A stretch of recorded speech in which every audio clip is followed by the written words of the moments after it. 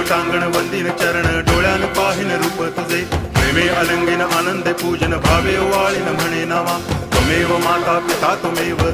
बंधुश्च सखा त्वमेव विद्या तरुणं त्वमेव सर्वं मम देव कायेन वाचा मनसेन्द्रियैर्वा बुद्ध्यात्मना वा प्रकृति स्वभावात् करोमि यद्यत् सकलं परस्मै नारायणायति समर्पयामि अच्युतं केशवं रामनारायणं कृष्णदामोदरं वासुदेवं हरि गिरिधरं माधवं गोपिकावल्लभं जानकीनायकं रामचन्द्रं भजे हरे राम